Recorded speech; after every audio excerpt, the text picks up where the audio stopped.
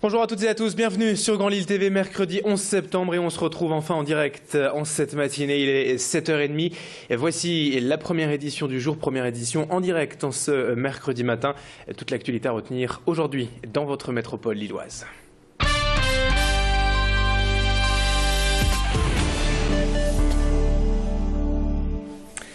Et on revient tout d'abord à la une de l'actualité sur cette journée d'action sociale. Hier, la première de la rentrée et finalement assez peu de mobilisation en France et dans la région. À Lille, hier, entre 3 et 4 000 salariés ont défilé pour demander la modification du texte sur la réforme des retraites. Seuls 4 syndicats avaient en fait lancé le premier appel au rassemblement, notamment contre l'allongement de la durée des cotisations, mais en l'absence de la CFDT, CFTC et CGC, qui eux approuvent cette réforme des retraites. La mobilisation est donc restée modérée hier. Notez d'ailleurs que selon un sondage, 56% des Français approuvent ces manifestations pour la défense des retraites. Nos journalistes étaient au cœur du cortège hier à Lille, à la rencontre des manifestants et des syndicats. Je vous propose d'écouter certains d'entre eux, leurs explications, leurs revendications au micro d'Adélaïde Bollard.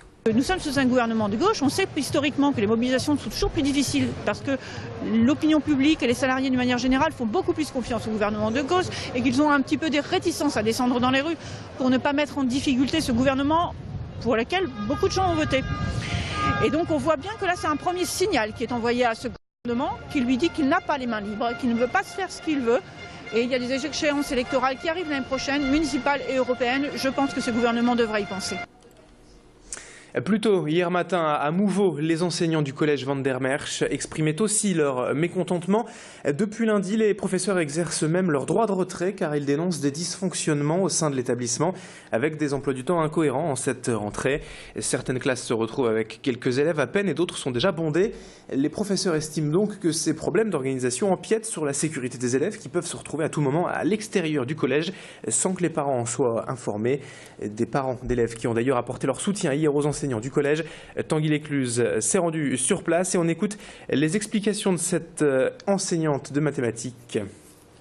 On a utilisé notre droit de retrait pour la sécurité des élèves. On a essayé de les accueillir comme on pouvait jeudi et vendredi. Maintenant, comme la vie scolaire ne pouvait plus faire l'appel pour des raisons de sécurité, donc on a décidé d'utiliser ce droit de retrait. La communication est rompue, la confiance est rompue, donc on aimerait bien en effet qu'il y ait un chargé, un faisant fonction qui vienne éventuellement remplacer la direction. Une information en bref également dans ce journal ce matin avec la situation des Roms dans la métropole lilloise et un problème qui semble définitivement sans solution. Avec cette nouvelle évacuation du camp de Lille Sud ce matin depuis 7h et environ. Ce matin donc les forces de police sont sur place pour expulser les familles qui occupent les lieux. Une évacuation qui fait suite à une autre vendredi dernier. Mais il s'agit malheureusement d'un simple déménagement si l'on ose dire car depuis plusieurs jours ces familles vont en fait s'installer dans un nouveau camp. Une friche délabrée également à la limite entre Croix et Ouascal et qui ne propose que des conditions sanitaires déplorables. En bref, les Roms quittent un camp pour en investir un autre sans que de réelles solutions durables ne soient envisagées. Et plus d'informations en tout cas quant à cette expulsion matinale des Roms en ce moment même à Lille Sud à suivre prochainement sur Grand Lille TV. Allez, l'actualité est plus légère en ce mercredi matin. C'est aussi la rentrée au Palais des Beaux-Arts de Lille. Car dès aujourd'hui, le musée propose un tout nouveau parcours de 16 œuvres restaurées, des peintures essentiellement remises à neuf depuis 2010 et mises en avant dans un cadre atypique. C'est donc une toute nouvelle manière de découvrir ces œuvres avec le regard, le travail des restaurateurs du musée. Grâce au contraste, au travail fait sur la lumière pour souligner certains détails perdus au fil du temps. La restauration fait partie de la vie de chaque musée, mais ici, elle est particulièrement mise à l'honneur avec ce parcours donc d'une heure autour de ces 16 œuvres. Le Palais des Beaux-Arts profite aussi de la rentrée pour présenter sa nouvelle galerie impressionniste et plein d'autres nouveautés. Explication avec Frédéric Copin, chef de projet patrimoine au musée, au micro de Tanguy Lécluse. C'est une façon de porter un regard différent sur les œuvres, de porter aussi l'attention sur un travail qui est celui à la fois des conservateurs qui supervisent les restaurations et des restaurateurs, et puis de redécouvrir des œuvres et donc d'amener le public à circuler dans les collections permanentes et de regarder des œuvres dont l'aspect a changé et donc une occasion d'un regard différent.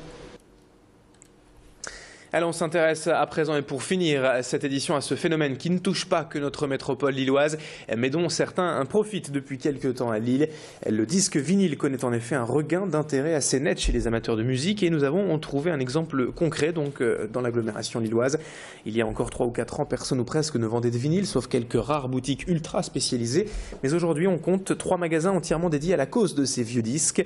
Pas si vieux d'ailleurs puisque même les groupes actuels sortent désormais leur album sur ce format, des groupes comme Daft Punk notamment qui cartonnent aujourd'hui dans les médias.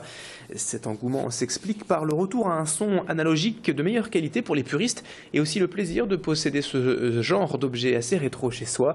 Tentative d'explication avec le responsable du magasin B-Side Records à Lille, Alexandre Gabet au micro de Tanguy Lécluse. On touche vraiment un public très très large, donc il y a les jeunes qui s'y mettent, qui récupèrent le matériel des parents en général, avec une petite partie de la collection et viennent compléter un peu ce qu'ils n'ont pas. Les collectionneurs qui collectionnent et qui cherchent toujours une petite pièce qu'ils n'ont pas, et bon, les 30, quarantenaires qui sont un petit peu équipés et qui continuent, qui avaient déjà une platine et qui avaient déjà un peu de disques et ils continuent à acheter en vinyle. Donc c'est vrai qu'on touche vraiment tous les segments, on va dire, tout le monde peut s'intéresser au vinyle, oui. 7h36 sur Grand Lille TV, c'est la fin de ce journal, mais on se retrouve dans un instant, dans une poignée de secondes. Vous le savez, pour les prévisions météo du jour en direct et l'infotrafic en temps réel. Soyez fidèles à Grand Lille TV, dans un instant, météo et trafic à suivre.